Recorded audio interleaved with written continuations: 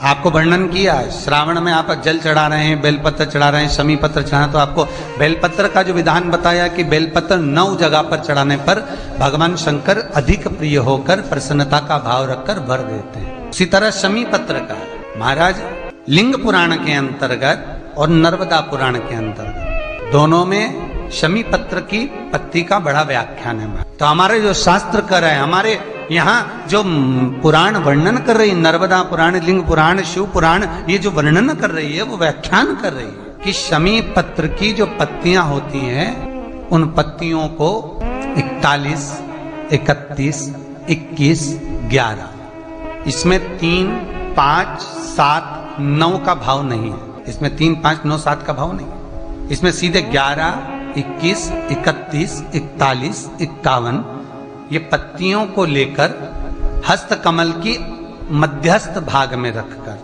हस्तकमल की मध्यस्थ भाग में उसको रखकर, दूसरा हस्तकमल हाथ पर रखकर भगवान शंकर गौरी शंकर का स्मरण कर कर, भगवान शंकर गौरी शंकर का स्मरण कर कर भगवान शिव को जो शमी पत्र समर्पित कर देता है और उसी हस्तकमल को समर्पित कर कर अपने हृदय से उस हाथ को वापस लगा लेता है, उसकी मनोकामना भगवान शंकर पूर्ण कर देते हैं। श्रावण के महीने में शमी पत्र कब चढ़ाना चाहिए?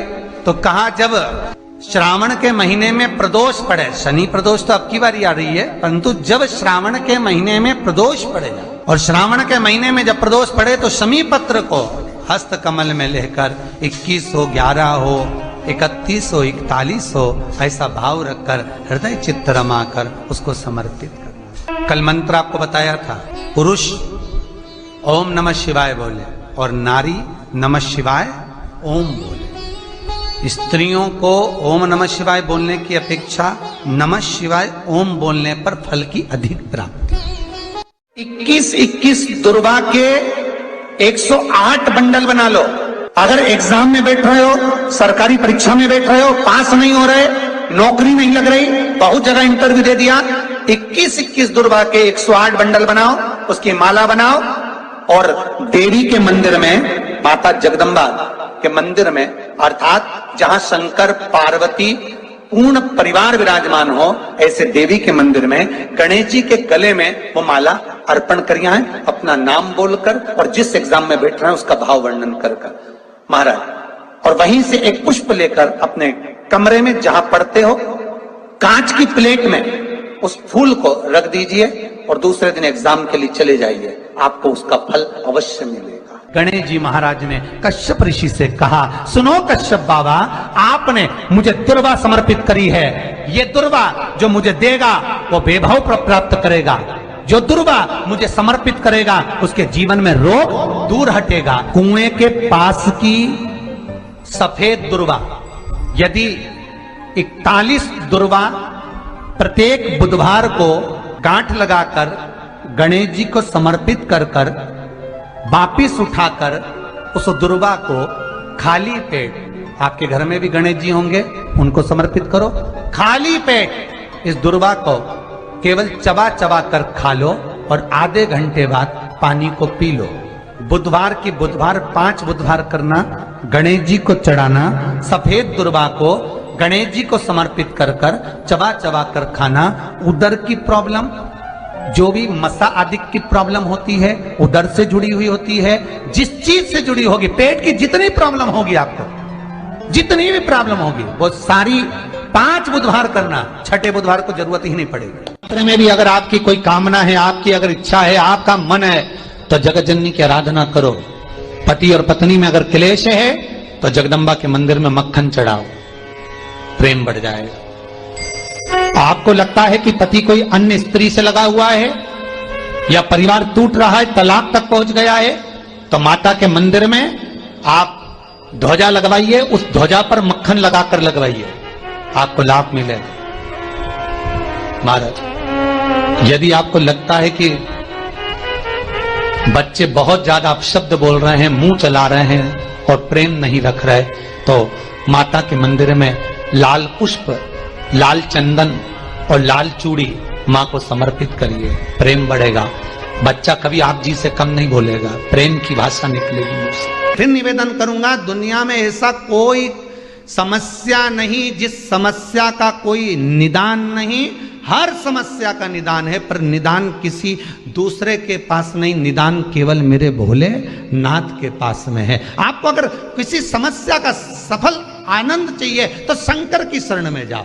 आपको सीहोर आने की भी जरूरत नहीं है, आपको हमसे मिलने की जरूरत नहीं है, आपको पंडित प्रदीप मिश्रा के पास नहीं आना, आपको किसी बाबा जोगी के पास नहीं जाना, आपको किसी के बेल भभूति लेने नहीं जाना, आपको तो शिव के पास जाना। जो शंकर की वस्तु है उसको स्वीकार करो, बस शंकर की वस्तु को स्वीकार करना चालू कर दीजिए। शिव महापुराण की कथा तो यहां तक कहती है, यहां तक वर्णन कर रही है, जिस व्यक्ति की नौकरी नहीं लगती, सर्विस नहीं लगती, हर जगह पर अप्लाई कर रहा है, बार बार इंटरव्यू देने जा रहा है, लगातार उसको सफलता प्राप्ति नहीं हो रही है, तो धतूरा ढूंढो। धतूरा कहीं बाजार में नहीं मिलेगा, किसी वृक्ष से धतूरा तोड़ लिया, कुछ मत चढ़ा, तू शंकर जी के मंदिर में जाकर तेरा नाम और गोत्र बोल और शिव जी को धतूरा चढ़ाना चालू कर दे और बाबा से विनती कर, धतूरा चढ़ाना चालू कर।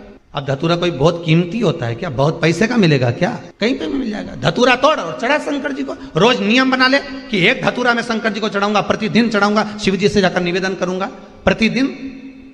शंकर जी की प्रिय वस्तु में धतूरा, बेलपत्र आदि आदि की तो है, चढ़ा रोज एक धतूरा।